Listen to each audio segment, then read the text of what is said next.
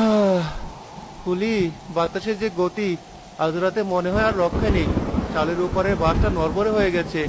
যদি এই তুফানে উড়ে যায়, তাহলে আমরা দাঁড়াবো কোথায়? তুমিও তো ভেবো না তো, সৃষ্টিকর্তা যা করেন ভালোর জন্যই করেন। তুমি বরং টুনটুনিকে একটু দেখো, মেয়েটা ভয়ে কেমন সেদিয়ে যাচ্ছে। ওর গায়ে কাঁচাটা ভালো করে টেনে দাও। ভাববো না, কাল থেকে ঘরে এক মুঠো চাল নেই। মেয়েটা দুপুরে শুধু বাতের ফ্যান খেয়ে আছে। তার উপর এই ঝড়, নৌকাটার তলা ফেটে চৌচির। মহাজন সাপ জানিয়ে দিয়েছে, পুরানো ঋণ শোধ না করলে 1 টাকাও দেবে না। আমরা খাবো কি? আর এই ঘরই বা টিকবে কি করে? আমার তো মনে হচ্ছে আজ রাতেই সব শেষ হয়ে যাবে। শোনো, মরণ তো মানুষের হাতে নেই, আর অভাব তো আমাদের নিত্যদিনের সঙ্গী। তাই বলে কি ভেঙে পড়লে চলবে? নৌকাটা সারানো দরকার বুঝলাম, কিন্তু জানের চেয়ে তো আর নৌকা বড় নয়। দাদা, খুব খিদে পেয়েছে, ভাত খাবো। শুনলে ফুলি, মেয়েটা ভাতের জন্য কাঁদছে। আমি কেমন বাবা, সন্তানের মুখে এক মুঠো ভাত তুলে দিতে পারি না? আমার মরে যাওয়াই ভালো। চুপ করো তো, ওসব অলক্ষণে কথা মুখে এনো না। সততা আর ইমান থাকলে সৃষ্টিকর্তা কখনো তার বান্দাকে না খাইয়ে মারেন না। তুমি ভেঙে পড়লে আমি কার মুখে তাকেই সাহস পাবো? ঘরে সামান্য চাল ভাজা আর একটু গুড় আছে, আমি দিচ্ছি। তুমি টুনটুনিকে খাইয়ে দাও। চাল ভাজা? তুমি কোথেকে পেলে? আমি তো জানতাম ঘরে কিচ্ছু নেই। আমি আমার ভাগের চালটুকু খাইনি, জানতাম মেয়েটার রাতে খিদে পাবে। তুমি একটু বসো, আমি নিয়ে আসছি। মনে হয় খুব কাছে কোথাও পড়লো। পুলি, উত্তরে কোণে পানি পড়ছে, পাতাটা ভিজে যাচ্ছে। জলদি সরাও। আমি দেখছি, তুমি দরজার খিলটা ভালো করে চেপে ধরো। বাতাস যে ধাক্কা দিচ্ছে, মনে হচ্ছে দরজা ভেঙে ডাকাত ঢুকবে। ডাকাত এলেও আজ আমাদের কিছু নিতে পারবে না। নিঃস্ব মানুষের আবার ডাকাতের ভয় কি?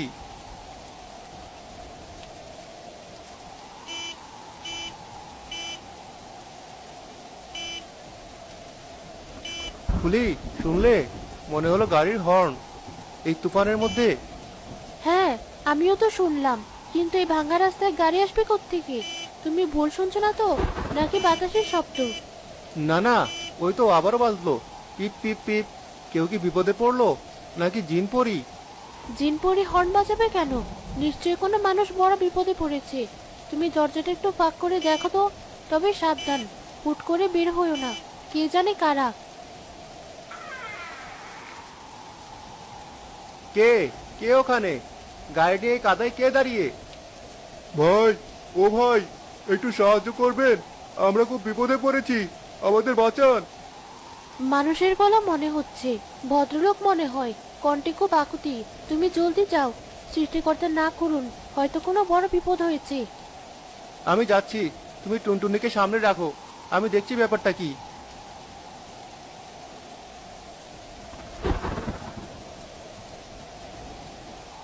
আসুন সাহেব, ভেতরে আসুন।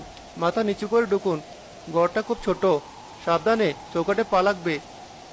আজম চৌধুরী এবং তার স্ত্রী নোরা কাক ভেজা হয়ে কাঁপছেন।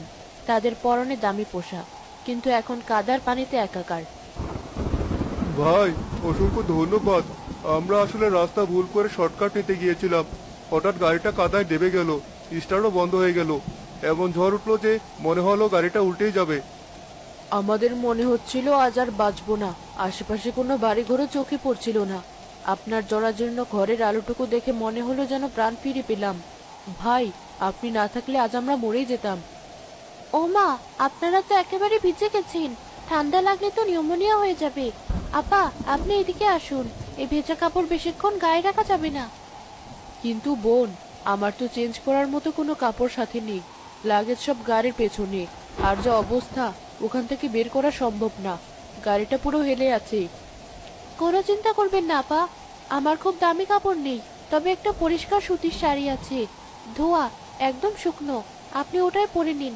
গরিবের কাপড় বলে ঘৃণা করবেন না তো? ঘৃণা? বোন, তুমি আজ আমাকে এই আশ্রয় দিচ্ছ, এটাই তো অনেক।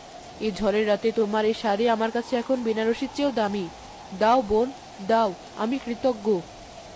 সাহেব, আমার তো লুঙ্গি ছাড়ার কিছু নেই।